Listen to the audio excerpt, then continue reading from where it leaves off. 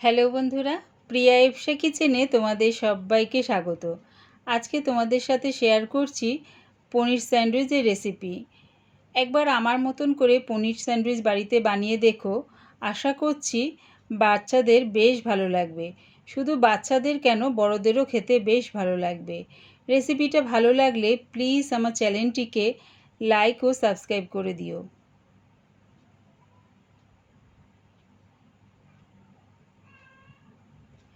পনির sandwich বানানোর জন্য পনিরগুলো দেখো আমি একদম ছোট ছোট টুকরো করে কেটে নিয়েছি। দেখো ঠিক এরকম ছোট ছোট টুকরো করে কেটে নিয়েছি। আর নিয়েছি ক্যাপসিকামগুলোও আমি কুচি কুচি করে কেটে নিয়েছি। এবার ক্যাপসিকামগুলো আমি পনিরের মধ্যে দিয়ে দিলাম। দিচ্ছি একটা মাঝারি সাইজের পেঁয়াজ কুচি। পেঁয়াজগুলোও দেখো এরকম কুচি কুচি করে কেটে নিয়েছি, সেটাও দিয়ে দিলাম।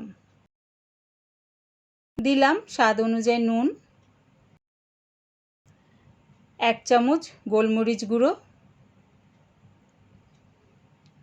দিচ্ছি 2 চামচ মেয়োনিজ,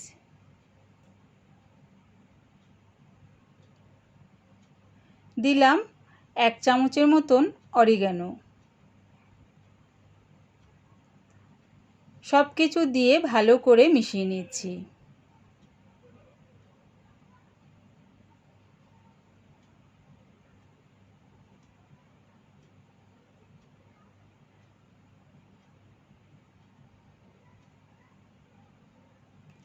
সব কিছু দিয়ে ভালো করে মেশানো হয়ে গেছে। এবারে দেখো ব্রেডের সাইডগুলো আমি কাটিনি।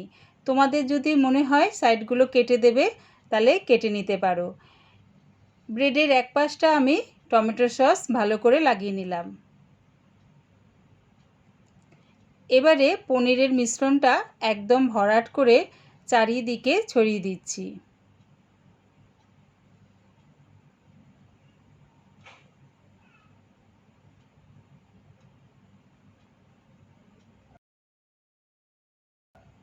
দিচ্ছি ওপর থেকে একটু চিলি ফ্লেক্স, আর একটা ব্রেড নিয়ে তার ওপর চাপা দিয়ে দিলাম।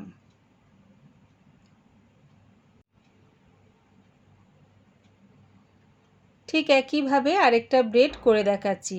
প্রথমে ব্রেডের এক পাশটা টমেটো সস ভালো করে মাখিয়ে নিলাম। তারপরে পনিরের মিশ্রণটা ভরাট করে চারিদিকে ছড়িয়ে দিচ্ছি।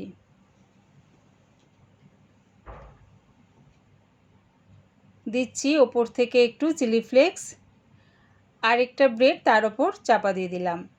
এইভাবে আমি সবগুলো রেডি করে নেব। গ্যাসটাকে মিডিয়াম টু লোতে করে একটা তাওয়া বসিয়ে দিয়েছি। তার ওপর দিয়ে দিলাম একটুখানি বাটারটা মেল্ট হওয়ার পর ব্রেডটাকে ওর ওপরে দিয়ে দিলাম।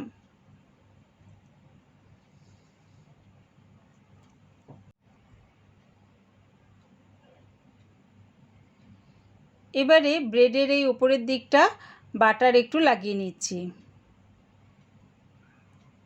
চারিদিকটা ভালো করে বাটার লাগিয়ে নিলাম। এবারে উল্টিয়ে দিচ্ছি আস্তে করে। দেখো নিচের দিকটা ভালো করে সেঁকা হয়ে গেছে, ওপরের দিকটা সেঁকার জন্য উল্টিয়ে দিলাম।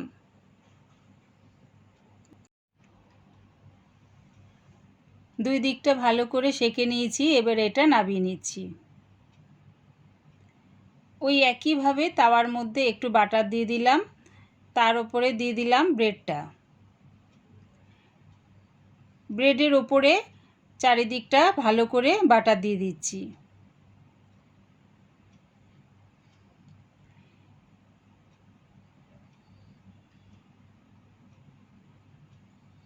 নিচের দিকটা সেঁকা হয়ে গেছে, ওপরের দিকটা সেঁকার জন্যে উল্টিয়ে দিলাম। দুদিকটা আমার ভালো করে সেঁকা হয়ে গেছে। এবারে নামিয়ে নিচ্ছি। এইভাবেই সব ব্রেডগুলো রেডি করে নেব।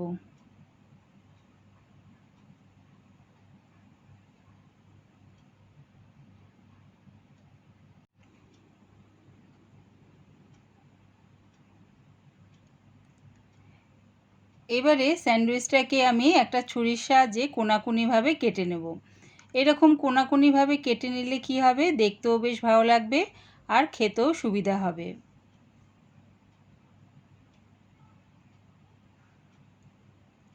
একবার আমার মতন করে এরকম পনির স্যান্ডউইচ বাড়িতে বানিয়ে দেখো, কেমন হয়েছে কমেন্টের মাধ্যমে জানিও। এইভাবেই আমি সব স্যান্ডউইচগুলো কোনাকুনিভাবে কেটে নিচ্ছি।